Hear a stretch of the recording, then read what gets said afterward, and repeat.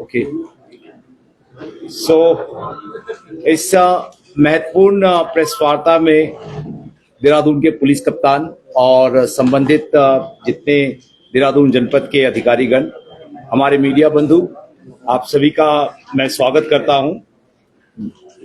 ये घटना, पहले मैं इसको पूरा विवरण दे देता हूं, उसके बाद में कप्तान साहब और जितने अधिकारी हैं उसको क्लैरिफिकेशन फॉर द क्वेश्चंस होगा तो हम लोग उसको आंसर करेंगे।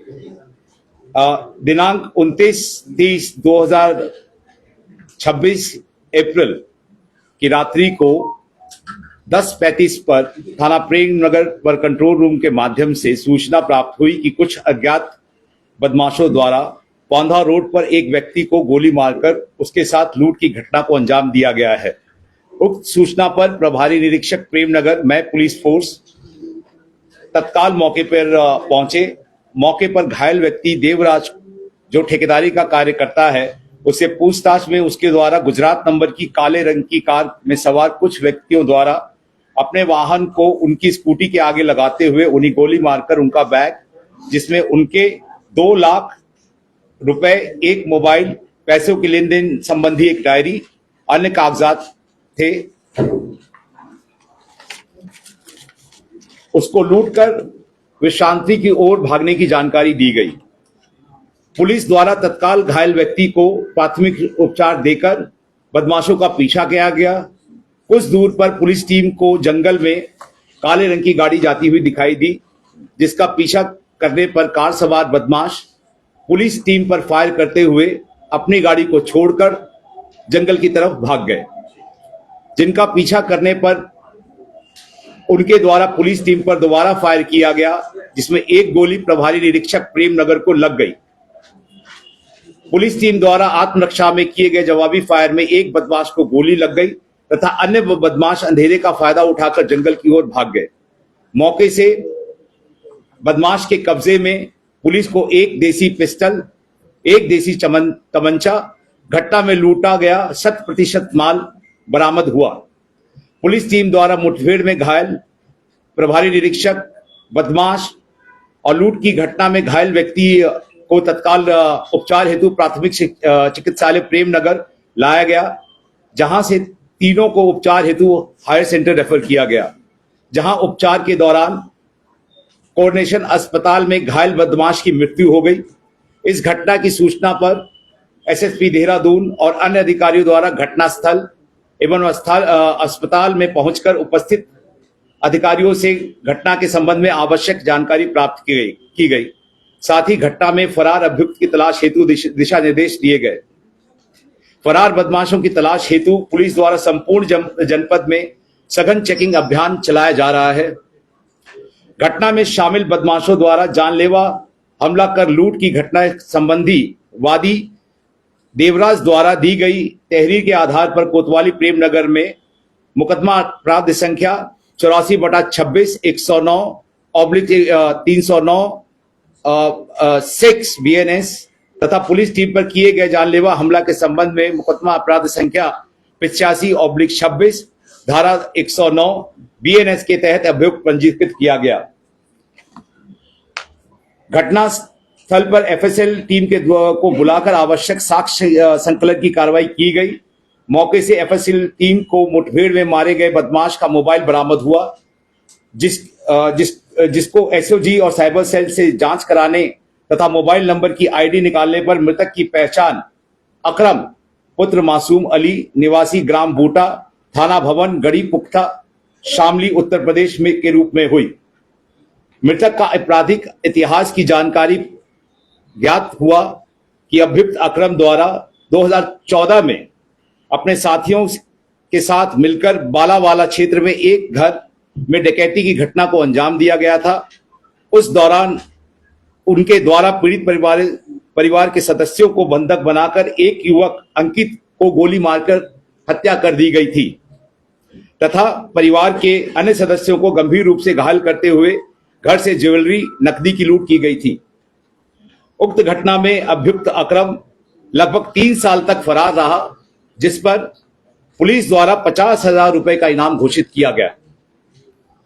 उक्त घटना में देहरादून पुलिस द्वारा अभियुक्त अकरम को वर्ष 2017 में घटना में प्रयुक्त अवैध असले के साथ गिरफ्तार किया गया था। अभियुक्त अकरम पूर्व में 2024 तथा 2025 में पटेल नगर तथा क्लेमेंट टाउन से भी चोरी की घटनाओं में जेल जा चुका है।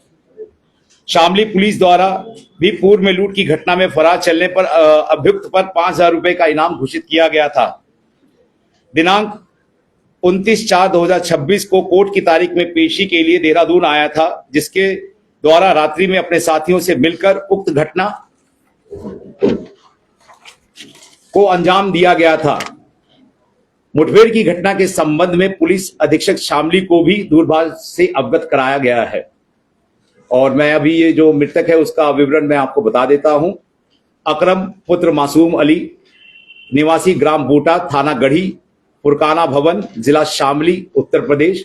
हाल पता कैलाशपुर, थाना पटेल नगर, देहरादून। उम्र लगभग 36 साल।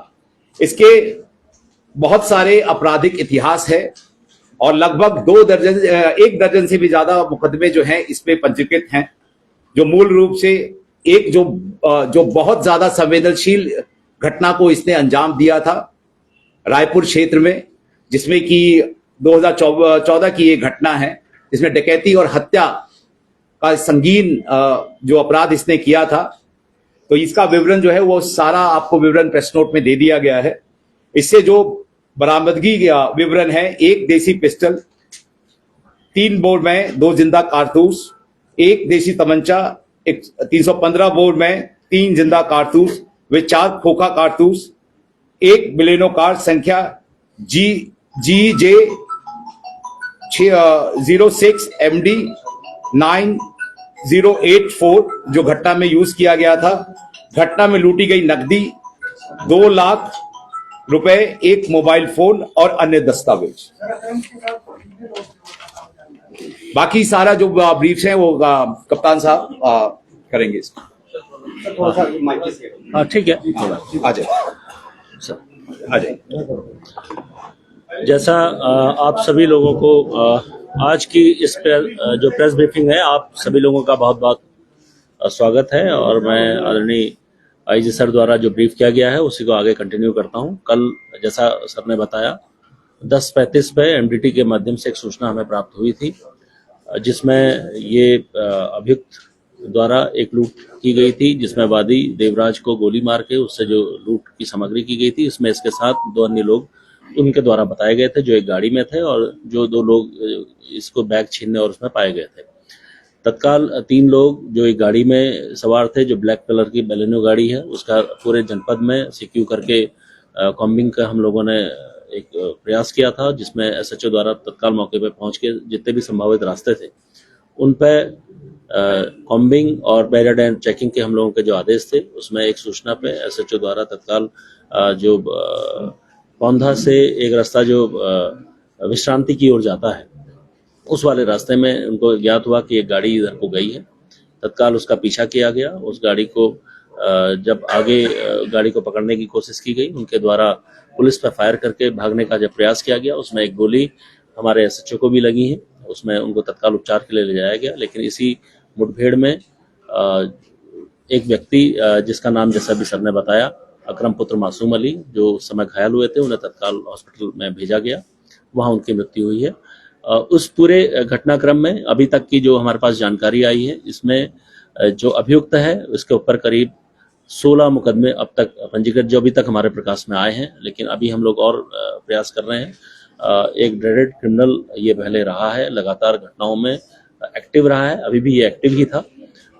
इसलिए इसके जो अन्य साथी हैं उनके पकड़ने का हम प्रयास कर रहे हैं। हम ये भी देख रहे हैं कि जो आज के दिन जो डेट थी जिसमें इनको जो ये लोग आज आए थे, यहाँ इकट्ठे हुए थे, कौन कौन लोग इसमें पूर्व की घटनाओं में शामिल थे, उनका भी हम लोग इसमें चेक करा रहे हैं। कितने लोग शामिल थे, कुछ सुराग मिला अभी तक की इन्वेस्टिगेशन? हाँ, मैंने आपको जैसे बताया कि इस पूरे घटनाक्रम में 3 लोग वादी द्वारा बताए गए थे कि 3 लोगों के द्वारा ये घटना उसके साथ की। सर जी, कोर्ट में आया था, क्या कोर्ट में पेश हुआ था?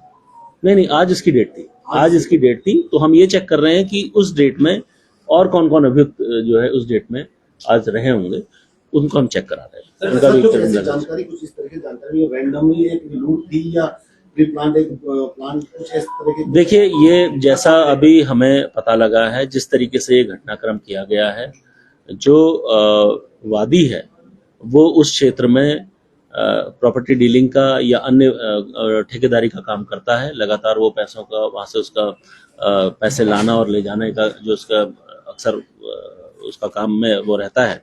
तो ये हम चेक करा रहे हैं कि उसको जो, क्योंकि हमें भी लगता है कि रेकी के माध्यम से ये कार्रवाई की गई है, तो कौन लोग इसमें सम्मिलित थे, क्योंकि अभी बड़ा अर्ली होगा इस चीज को बताना, लेकिन हम लोग उस पर चेक कर रहे हैं। क्योंकि अभी एक अभियुक्त जो मेन अभियुक्त था वो मारा गया है, 2 अन्य अभियुक्त जो इसके बारे में और सूचना दे सकते हैं अभी वो फरार चल रहे हैं।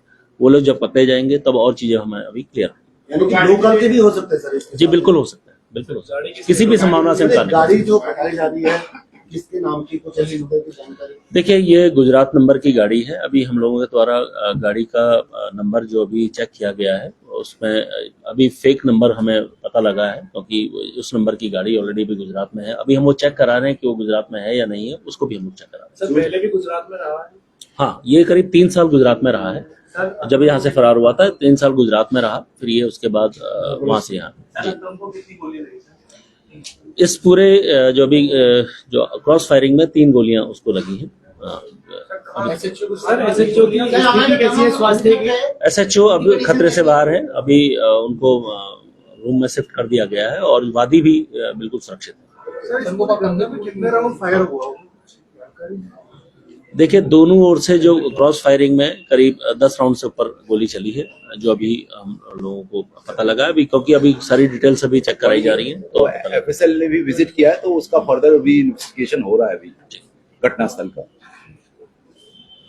सर हमारे जमा ऑफिसर की इस समय कंडीशन कैसी है? बिल्कुल सही है, एकदम सब